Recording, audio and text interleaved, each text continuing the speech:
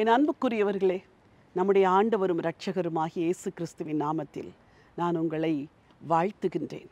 இந்த நாள் உங்களுக்கு ஒரு ஆசீர்வாதத்தின் நாள், ஒரு வெற்றியின் நாள். ஆண்டவர் உங்களோடு கூட இருக்கிறார். உங்கள் வாழ்க்கையிலே பெரிய காரியங்களை செய்வார். வாழ்க்கையில் தேவன் நமக்கு தருகிற எல்லா ஆசீர்வாதங்களுக்கும் காரணர் தேவன்தான். ஒருவேளை உழைப்பு உங்களுடையதாக இருக்கலாம், ஆனால் அந்த ஆசீர்வாதத்தை தந்தவர் தேவன். யாக்கோபும் அவருடைய சகோதரனாகிய ஏசாவும் ஒருவரை ஒருவர் சந்திக்கிறார்கள். யாக்கோபு நினைத்தான், தன் சகோதரன் தன்னை நிச்சயமாய் கொலை செய்து விடுவார் என்று. அப்படி பயந்து போய் தான் ஒரு இரவெல்லாம் தேவ சமூகத்திலிருந்து ஜெபிக்கிறார். ஆனால் அந்த ஜெபம் காரியங்களை மாற்றுகிறது. யாக்கோபு என்ன நினைத்தார்? ஏசா வந்து தன்னையும் தன் பிள்ளைகளையும் கொலை செய்து விடுவார் என்று நினைத்தார். ஆண்டவர் காரியங்களை மாற்றி யாக்கோபு ஏசாவை சந்திக்கிறார்.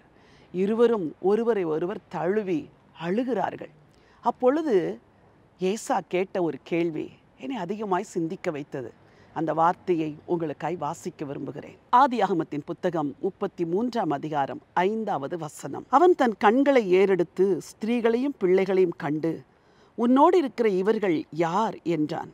அதற்கு அவன், தேவன் உமது அடியானுக்கு அருளின பிள்ளைகள் என்றான். இந்த வார்த்தை சாதாரணமாய் வாசிக்கும் பொழுது அது அதிக பொருளுடையதாக இல்லை. ஆனால் முந்தின அதிகாரத்தை வாசித்து பாருங்கள்.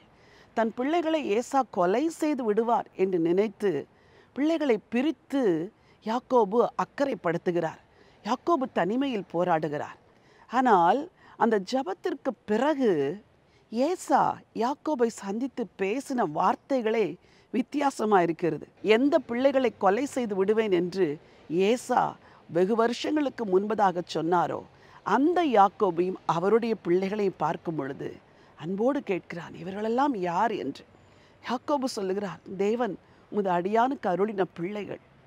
கர்த்தர் ஒன்றை கொடுப்பார் என்றால் அதை தொட எவராலும் முடியாது.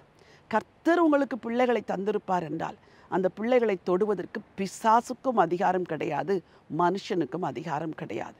யாக்கோபு சொல்கிறார், தேவன் உம்முடைய அடியானுக்கு கொடுத்த பிள்ளைகள் என்று. அந்த வார்த்தைகளை சொல்லக்கூட கர்த்தர் கிருபை கொடுத்தார். அந்த வார்த்தைகளை சொல்லி பிள்ளைகளை ஏசாவுக்கு அறிமுகப்படுத்தும்படி ஆண்டவர் சூழ்நிலைகளை மாற்றினார். எந்த பிள்ளைகள் மரித்து போவார்கள் என்று நினைத்தாரோ அதே பிள்ளைகளை ஏசாவுக்கு முன்பாக கொண்டு வந்து நிறுத்துகிறார். எனக்கு அன்பானவர்களே, உங்களுக்கு தேவன் ஒரு ஆசீர்வாதத்தை கொடுத்தால் உங்கள் சுதந்திரத்தை எவரும் தொட முடியாது. அது குடும்பமாக பிள்ளைகளாக இருக்கலாம், வாழ்க்கை துணையாக இருக்கலாம், சொத்தாக இருக்கலாம், உங்களுடைய பதவியாக இருக்கலாம், உங்கள் தொழிலின் முன்னேற்றமாக இருக்கலாம், உங்கள் வேலையில் ஒரு உயர்வாக இருக்கலாம். எவரும் அதை தடுக்க முடியாது. இந்த நாளெல்லாம் தேவன் உங்களுக்கு கொடுத்த ஆசீர்வாதங்களை பார்த்து, தேவனே உம்முடைய அடியானுக்கு நீர் கொடுத்த இந்த ஆசீர்வாதங்களுக்காய் நன்றி என்று சொல்லுங்கள். நன்றியோடு வாழுங்கள். தேவன் கொடுத்ததை எவரும் எடுக்க முடியாது, எவரும் பறிக்க முடியாது.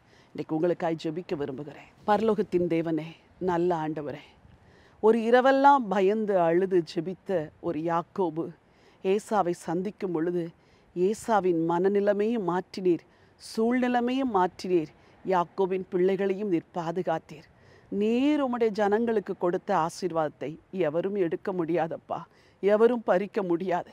எனக்குரியதை யாரேனும் பறித்து கொள்வார்களோ, எடுத்துக்கொள்வார்களோ, என் வாழ்க்கை துணை இப்படியெல்லாம் மனமாறி விடுவாரோ என்றெல்லாம் யாரெல்லாம் கவலைப்படுகிறார்களோ அவர்கள் எல்லாருக்குள்ளும் இன்னைக்கு ஒரு விசுவாசத்தை கொடுங்க, ஒரு தைரியத்தை கொடுங்க. என் பிள்ளைகளின் வாழ்வு வழிமாறி இருக்கிறது என்று கலங்கி நிற்கிற பெற்றோர்களுக்கு நீங்கள் ஒரு தைரியத்தின் வார்த்தையை சொல்லுங்கப்பா.